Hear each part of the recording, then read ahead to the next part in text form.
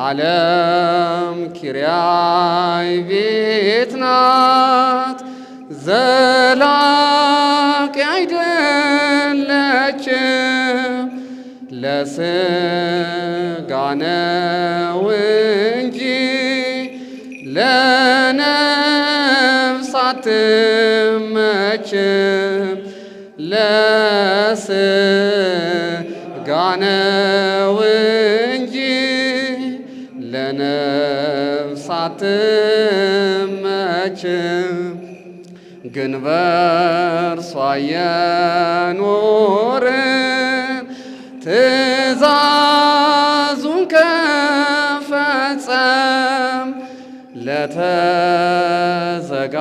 ለተዘጋጀው ቤት ወራሾች እኛው ነን። ለተዘጋጀው ቤት ወራሾች እኛው ነን። ለተዘጋጀው ቤት ወራሾች እኛው ነን።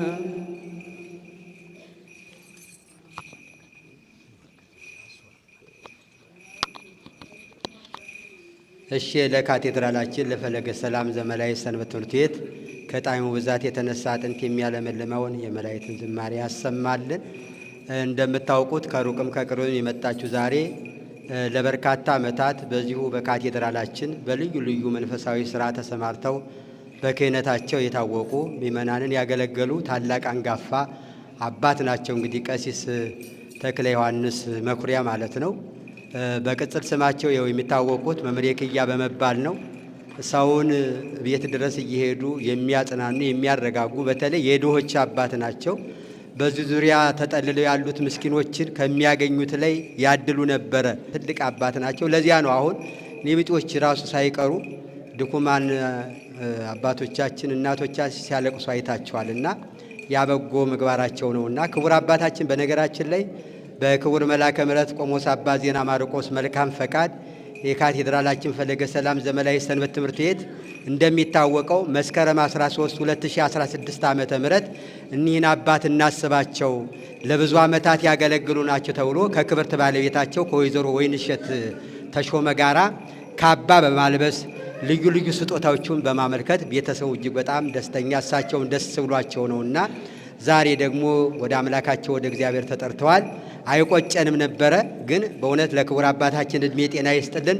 እሳቸውን ጠርተው ክብርት ባለቤታቸውን ወይዘሮ ወይንሸት ተሾመን ጠርተው ካባ ልብሰው ልዩ ልዩ ስጦታ ተሰጥቷቸው ተበርክቶላቸው ደስ ብሏቸው እውነት ለመናገር ማለት ነውና ወለራታ አንይደልዎሙ ክብር፣ አዎ ለቅኖች ምስጋና ይገባል እንደተባለው ቤተ ክርስቲያን አመስግናቸዋለችና ዛሬ ደግሞ በመካከላችን በተለይ በዚህ ወር ክቡር አባታችን መልአከ ሰላም ቆሞስ አባ እስጢፋኖስን ታላቅ አባት የበረከት አባት አጣን። ሁለተኛ ደግሞ አብረው ሲያገለግሉ የነበሩ መምሬ ክያ መምሬ ተክለ ዮሐንስ መኩሪያ ዛሬ ደግሞ እሳቸውን አጣንና በረከታቸው ተደረሰን ነው የምንለው። ከዚህ በመቀጠል ክቡር አባታችን መላከ ምሕረት ቆሞስ አባ ዜና ማርቆስ ጸጋዬ ትምህርትም ቃለ ምዕዳንም ቡራኪም ስለሚሰጡ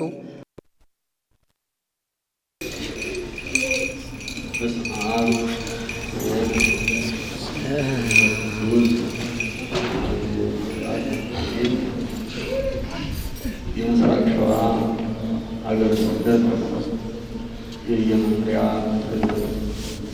ኃላፊዎች እንዲሁም ካህናት፣ ቀሲስ ሻሁን፣ የሀገረ ስብከታችን ጽሕፈት ቤት መምሪያ አበው ካህናት፣ መምህራን፣ ወንድሞች ዲያቆናት፣ በዚህ ቅዱስ ቦታ የተሰበሰባችሁ ክርስቶሳውያን ወገኖቻችን ይልቁንም የመምሬ ተክለ ዮሐንስ ላይ የተገኛችሁ በመፈቀረው ሁሉ ቤተሰብ ልጆቻቸው በሙሉ ባሰባሰበን እግዚአብሔር ሰላም እንደምን አላችሁ?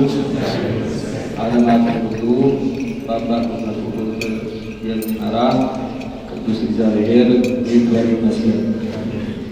የአባታችንን ነፍስ በቅዱሳን ቦታ ያኖርልን፣ በረከታቸው ይድረሰን።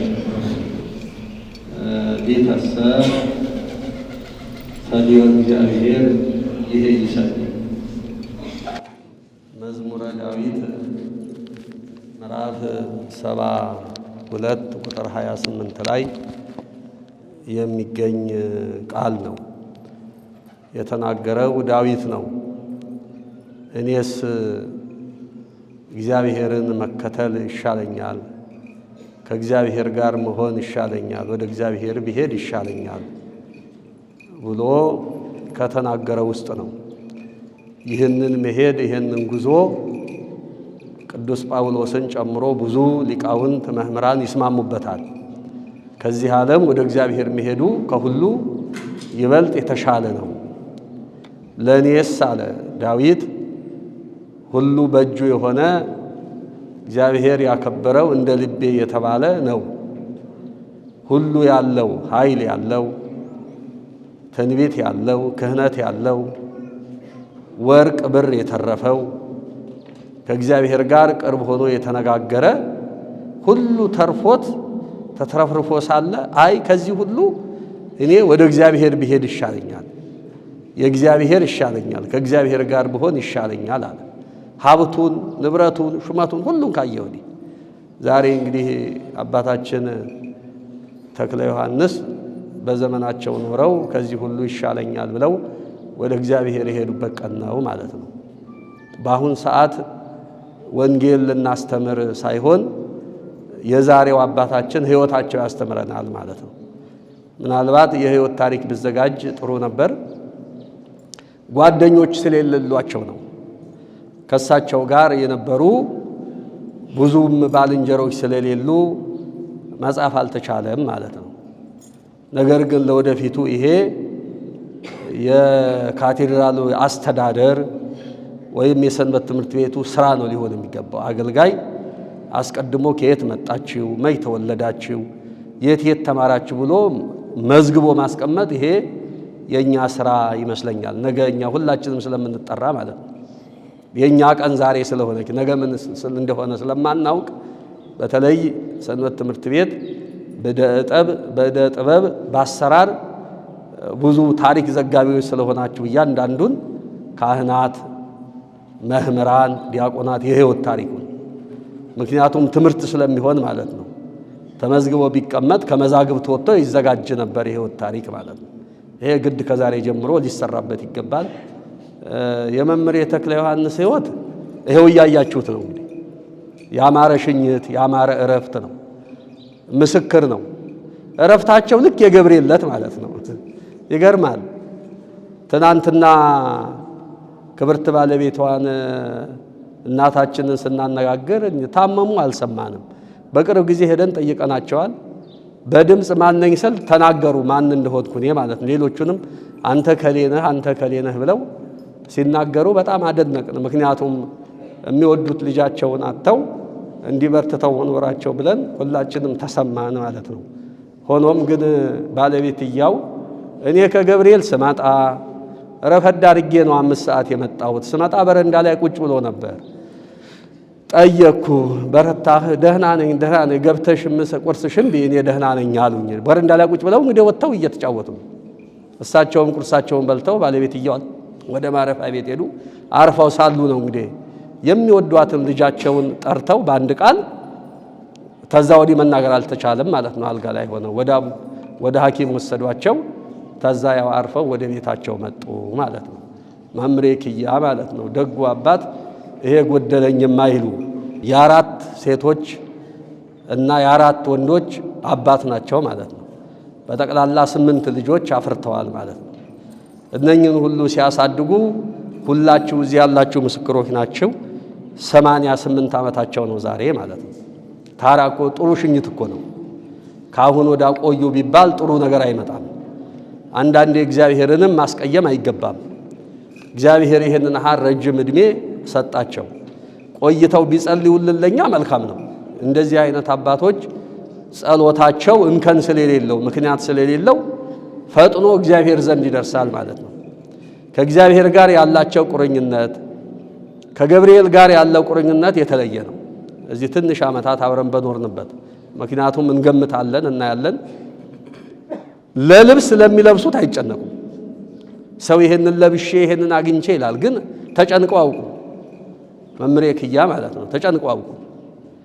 ትንሽ ደከም ሲሉ በቃ አርፈው እርሶ ያገልግሉ እንዲሁ እንደው ብለን ከተወሰነች ደሞዛቸው እንደ አስተዳደር ሕግ ስንቀንስ አረ ይበቃኛል ይሄውም ሲበዛብኝ ነው ገብርኤል ይሰጠኝ ብዙ ነው ያሉት።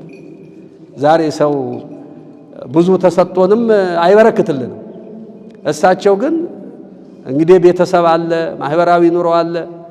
በትንሽ ደሞዛቸውን ከፍለን ስንሰጥ ይበቃኛል ደግሞ አገለግላለሁ ባቅኔ ገብርኤል የሰጠኝ ይበቃኛል እኔ ከዚህ አልቀርም ቤትም አረፍ ይበሉ ብዙ ጊዜ ሌሊት ቀድሞ አይምጡ እንላለን። አይ ካልመጣውማ ገብርኤል ይቆጣኛል እያሉ ገብርኤልን በተለይ እዚህ ደብር ውስጥ ያገለገሉ ደሞዝ በሌለበት በጥበቃ ስራ፣ በግብር ቤት ስራ፣ በተለያዩት ስራ ሁሉ ሰለቸኝ ደከመኝ ሳይሉ ያገለገሉ ምርጥ ሰው ነበሩ። አንድ ቀን ይሄ ተነካብኝ ብለው ሰው ከሰው ማውቁ በግል ማይደራቸው ተከሰው የማያውቁ በጣም እኮ ድንቅ ነው። በአሁኑ ዘመን እንዲህ አይነት ሰው ማግኘት ድንቅ ነው። ማጣትም አስቸጋሪ ነው እንዲህ አይነት ሰው ማለት ነው። ዛሬ ሰው አተኩሮ አየኝ ብሎ በሚያኮርፍበት ተመለከተኝ ከልክ በላይ አቋረጠኝ ብሎ በሚያኮርፍበት ዘመን በህይወት ታሪካቸውም በግል ማህደራቸውም ጽሑፍ ጽፈው ደሞዝ አነሰኝ፣ ጽሑፍ ጽፈው ከሌ አስቀየሙኝ የሚል በመምሬ ክያ በተክለ ዮሐንስ ግል ማህደር ውስጥ የተገኘ ነገር የለም ማለት ነው። ለሚለብሱት ልብስ ይሄ ይቀራልኝ ብለው የማይጨነቁ ሁልጊዜ ይሄ ነው ሊተሰ ተሊወ እግዚአብሔር ይሄ ይሰን የሚለው ይሄ ነው ማለት ነው። ሁሉን ንቆ አልባሳት ተገዝቶ በቤት ውስጥ ልጆቹ ናቸው አስገድደው የሚያለብሷቸው። ለሚለብሱት የማይጨነቁ ወንጌሉም እኮ ይናገራል። ክርስቶስ ለምትበሉት ለምትጠጡት አትጨነቁ ይላል በወንጌሉ ላይ ማለት ነው። ለሚለብሱት የማይጨነቁ ቤተሰብ ነው ደብቆ ያለውን ልብስ ሌላ ልብስ የሚያለብሳቸው እንጂ ይሄ ለብስቼ ይመርብኝ ተናግሬ ይመርብኝ ሳይሉ በዝምታ የእግዚአብሔርን ቤት ሲያገለግሉና ሲያስከብሩ ኖረው ዛሬ ሸኘናቸው። እኛ ሁላችን እዚህ ቆመን የምንናገረው እንደዚህ አይነት አባቶች የላመ የጣመ በሌለበት ቤተ ክርስቲያን በተጠላችበት ዘመን ተክተው ስለጠበቁልን ነው።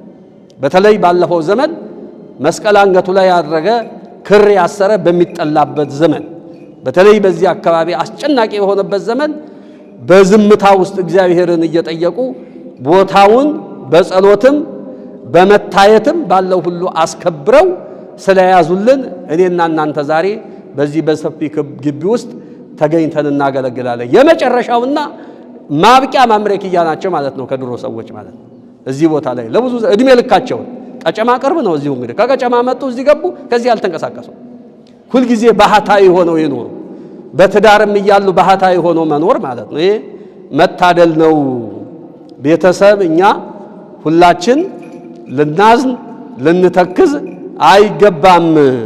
በሚገባ አገልግለው አባቶቻችን እንዲህ ካረፉ ዘንዳ እኛ ደግሞ የነሱን እድሜ እንዲሰጠን የነሱ በረከት እንዲያድርብን የነሱን ሕይወት ታሪክ አይተን እንድንጠና ነው። በክህነትም የምናገለግል በተለያየ ዘርፍ የምናገለግል ምእመናንም ሆነን የምናገለግል የሃይማኖት ጽናትና ጥንካሬ ያስፈልጋል ማለት ነው። ጥንካሬና ጽናት የሌለው ሰው የክርስቶስ ወዳጅ ሊሆን አይገባም ማለት ነው። መስቀሉን ተሸክሞ የሚከተል ሳይደክም ሳይወዛ በርትቶ ጠንክሮ መሄድ ከምንም በላይ አስፈላጊ ነው ማለት ነው። የመምህር ኪያ ሕይወት ብዙ ነው። የሕይወት ታሪካቸው አሁን እንዲቀንጨብ ባለች ሰዓት ብዙ ተናግረን አንጨርሰውም። ዝም ብለው በዝምታ እግዚአብሔርን አገለገሉ። በቀን 3 4 እየተመላለሱ እዚህ ቦታ ላይ እንግዲህ በዝምታ እግዚአብሔርን እያደነቁ በረከታቸው ይድረሰን ከማለት በስተቀር ሌላ ብዙ የምንናገረው ነገር የለም። ነገር ግን እኛ ቀሪ ልጆቻቸው ይሆን ማንኛው ነው ኢትዮጵያውያን አባቶችን እናቶችን እንዲህ ሲሄዱ መከተብና ለራሳችን ሕይወት መያዝ ያስፈልጋል ማለት ነው። 88 ዓመት ቀላል አይደለም። ሊያውም አስቸጋሪ ዘመኖችን አልፈው ዛሬ በክብር ሳያስቸግሩ ቤተሰብ ሳይቸገር አቅኑኝ ሳይሉ አልጋ ላይ ተኝተው እንኳን ሰው እንዲነካቸው አይፈልጉም። በቃ ያለ መንፈሳዊ ወኔያቸው ማለት ነው። እኔ ደክሞኝ ነው ብለው ነው ተንጠራርቶ የሚነሱት እንጂ ልጆቻቸው እንዲዟቸው ፈቃደኛ አልነበሩምና የአባታችንን ነፍስ በቅዱሳኑ ቦታ ያኑርልን፣ በረከታቸው ይድረሰን ለማለት ነው። ሌላው እንግዲህ የሀገረ ስብከቱ የየመራ ኃላፊዎች ቅድም ጠርተናል። አሁን ደግሞ ክቡር ስራ አስኪያጁ፣ ምክትል ስራ አስኪያጁ፣ ሌሎችም እንዲሁ ስለሚያውቋቸው ከመጀመሪያ ጀምረው እዚህ መርሃ ግብር ላይ ተገኝተውልናል። ያው የቀብሩ ስነ ስርዓት 6 ሰዓት ነው ስለተባለ ነው ዘግየት ብለው የመጡት። ከሰሙበት ቀን ጀምረው ሁሉም በየግሉ ዳዊት ሲደግም ጸሎተ ማርያም ሲያደርስ ነው የቆየውና አሁን ዋና ስራ አስኪያጁ ንግግር ያደርጉልንና ወደ መጨረሻው እንሄዳለን ለማለት ነው። እግዚአብሔር ከሁላችን ጋር ይሁን። ነፍስ ይማር። አባታችን መላከ ምሕረት ቆሞስ አባ ዜና ማርቆስ የዚህ የታላቁ ካቴድራል አስተዳዳሪ፣ ክቡራን ሊቃውንተ ቤተ ክርስቲያን፣ አባቶች፣ ካህናት፣ ወንድሞች ዲያቆናት፣ የተወደዳችሁና የተከበራችሁ የአባታችን የቄስ ተክለ ዮሐንስ ቤተሰቦች በዛሬው ዕለት በሳቸው ዕረፍት በሐዘን ላይ የምትገኙ በልዑል እግዚአብሔር ስም እንደምን ዋላችሁ? እንደምን ሰነበታችሁ? እግዚአብሔር አምላክ በሰላም በጤና ጠብቆ ለዚህ ሰዓት ላደረሰን ለሱ ክብር ምስጋና ይሁን። ካህናትከ ይለብሱ ጽድቀ ወጻድቃንከ ትስብእተ ይትፌስሑ በእንተ ዳዊት ገብርከ። ቅዱስ ዳዊት ነቢዩ ካህናት አንተን የሚያገለግሉ እውነትን ይለብሳሉ፣ እውነት ይናገራሉ፣ በእውነት መንገድ ይሄዳሉ ብሎ ነው የዘመረው እና አባታችን ስለ እውነት የኖሩ ሲያጠምቁ ሲያቆርቡ ምእመናንን ወደ መልካም ነገር ሲመሩ የኖሩ አባት ናቸው። ዛሬ ደግሞ አዳማዊ ጸባይ ስለሆነ እረፍተ ስጋን አርፏል። ሲያገለግሉ የነበረውን አምላካቸውን እስከ መጨረሻው ድረስ ከእግዚአብሔር በረከታቸውን ለመቀበል ዋጋቸውን ክፍያቸውን ለማግኘት አምላካቸው ጠርቷቸዋል። ወደ ራሱ ነው እግዚአብሔር አምላክ የወሰዳቸው። ወደ ተሻለ ቦታ ነው የሄዱት። እዚህ ምድራዊውን መቅደስ ሲያጥኑ፣ ምድራዊውን መቅደስ ሲያገለግሉ ነበረ። አሁን ደግሞ ከ24ቱ ካህናተ ሰማይ ጋር ሆኖ እግዚአብሔርን ሊያገለግሉ ወደ አምላካቸው ወደ እግዚአብሔር ነው የሄዱት። ስለዚህ በረከታቸው ይደርብን እና መምህር ተክለ ዮሐንስ ቅን አባት ናቸው። ልጆቻቸውም እንደዚሁ ቅን ናቸው። በቅርብ ጊዜ ውስጥ ያጣነው ወንድማችን ዲያቆን ስዩም የእሳቸው ፍሬ ነበረ። እግዚአብሔርን ሲያገለግል ወደ ገዳም ሲሄድ ነው የተጠራው እና እሳቸው ደግሞ አመት እንግዲህ ያው ብዙ አመት ኖረዋል። እረፍት ያስፈልጋል። ሰው እንግዲህ ኑሮ ውሎ ከቤት ኑሮ ደግሞ ከሞት የሚቀር የለም። እግዚአብሔር አያዳላም። አገልጋዩንም ሌላውንም ይጠራል በወቅቱ ማለት ነው እና ስለዚህ አባታችን ወደ አምላካቸው ወደ ተሻለ ቦታ ወደ እውነተኛ ቦታ ነው የሄዱትና እግዚአብሔር አምላክ ነፍሳቸውን በገነት ያሳርፍልን፣ ቤተሰቦቹንም ከሐዘን ይጠብቅልን፣ ከዳግም ሐዘን ይሰውርልን እና የተወደዳችሁ የክርስቶስ ቤተሰቦች ጽድቅም የሰራ ኃጢአትንም የሚያደርግ መጨረሻው ላይ ሞት አይቀርም። ማንኛውም ሰው ይጠራል።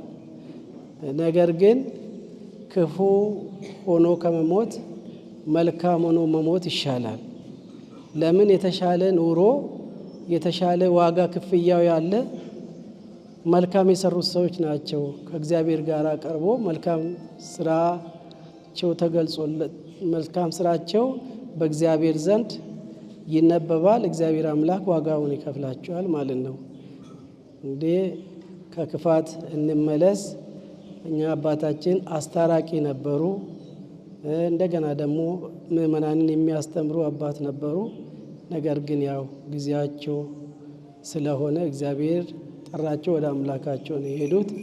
እንግዲህ ያው እያንዳንዳችን መልካሞች ሆነን እንደዚሁ ንስሐ ገብተን ቅዱስ ሥጋውንና ክቡር ደሙን ተቀብለን የመንግስት ወራሾች እንድንሆን የአምላካችን መልካም ፈቃዱ ይሆንልን። በእውነት ብፁዕ አባታችን አቡነ ጎርጎርዮስ በዚህ በአባታችን ሽኝት ላይ ይገኙ ነበር። ተደራራቢ ነገር ስላጋጠማቸው ነው ለቤተሰብ መልእክት አስተላልፈዋል። ወደ ጀሬ ነው የሄዱት። የአባታችን የብፁዕ አቡነ ማቴዎስ እናታቸውም እንደዚሁ በዛሬው ዕለት በዚህ ሰዓት የእሳቸውም እንደዚሁ አልፎ ስርዓተ ቀብሩ እየተካሄደ ነው። እንግዲህ ያው ሞት በፈለገ ሰዓት ይመጣል እና ስለዚህ ወደዛ ስለሄዱ እግዚአብሔር ያጽናችሁ፣ ብርታቱንና ጽናቱን ይስጣችሁ። የአባታችንን ነፍስ እግዚአብሔር አምላክ በመንግስተ ሰማያት ያሳርፍልን ብሎ መልእክት አስተላልፈዋልና እንግዲህ በርቱ፣ ተጽናኑ። ልጆች መጽናናት ያስፈልጋል፣ መበርታት ያስፈልጋል። ከዚህ በኋላ ከኖረ ሰው ከኖረ በኋላ ምንም የሚቆጨው ነገር የለም። እንዲህ አይነት እድሜ አግኝቶ ካረፈ ሰው ምን ያደርጋል ከዚህ በኋላ? እንግዲህ ወቅቱን ታውቃላችሁ። ወጣቶቻችንም ሌሎቻችንም ሁላችንም ደስ የሚል ነገር አይደለም የምናየው የምንሰማው ነገር ሁሉ ማለት ነው። ሁሉም ነገር ጆሮን ጭው የሚያደርግ ነገር ነው እየሰማን ያለ ነው እና ስለዚህ ሁልጊዜ እግዚአብሔር እባክህ እንደው ቁጣህን ወደ ምሕረት መልስልን ብለን እግዚአብሔርን መለመን ያስፈልጋልና እንዲህ አይነት እድሜ አግኝቶ እግዚአብሔር ጠርቶ ወደ አምላክ የሄዱትን ሰዎች ለነሱ ማዘን አይደለም ለራሳችን እንዘን። እያንዳንዳችን አወዳደቃችን እንዴት እንደሆነ ሞታችን እንዴት እንደሆነ ሽኝት እናገኛለን ወይ እንሸኛለን ወይ ሜዳ ላይ እንቀራለን ወይ ብለን እነዚህን ነገሮች ማሰብ ያስፈልጋልና ስለዚህ እግዚአብሔር አምላክ የአባታችን ነፍስ በገነት ያኖርልን። ሐዘንተኞቹንም እግዚአብሔር አምላክ ብርታቱን ጽናቱን ያድልልን። እግዚአብሔር ይስጥልን።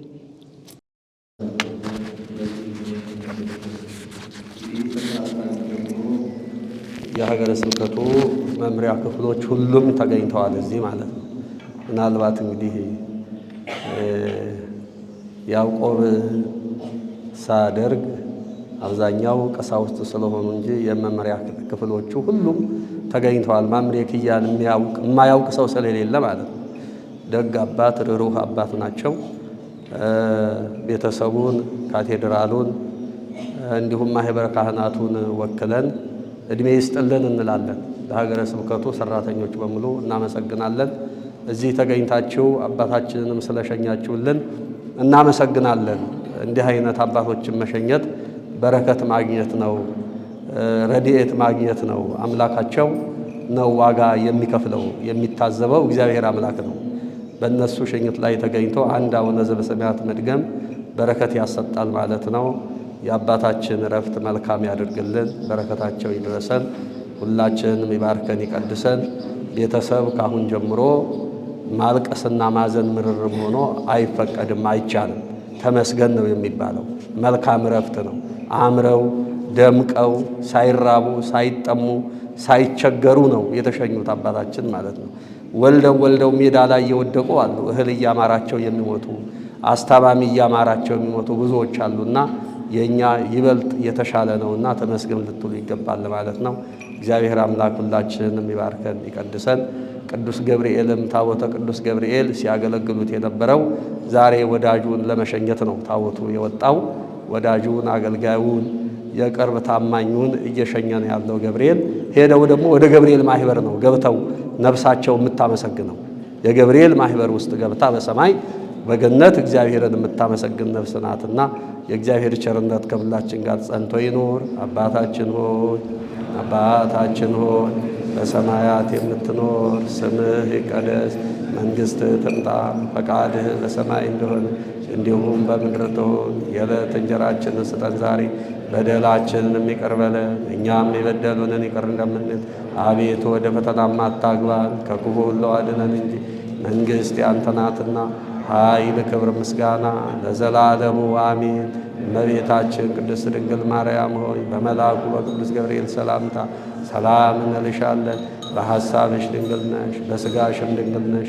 የአሸናፊ እግዚአብሔር እናት ሆይ ሰላምታ ላንቺ ይገባሻል። ከሴቶች ሁሉ ተለይተሽ አንቺ የተባረክሽ ነሽ፣ የማኅፀንሽም ፍሬ የተባረከ ነው። ጸጋን የተመላሽ ክብርት ሆይ ደስ ይበልሽ፣ ደስ ይበልሽ፣ ደስ ይበልሽ፣ ልዑል እግዚአብሔር ከአንቺ ጋር ነውና ከተወደደው ልጅሽ ከጌታችን ከመድኃኒታችን ከኢየሱስ ክርስቶስ ዘንድ ይቅርታንና ምሕረትን ለምኝለት ኃጢአታችንን ማስተሰርይልን ዘንድ ለዘላለሙ አሜን። እግዚኦ መሐረነ ክርስቶስ 12 ጊዜ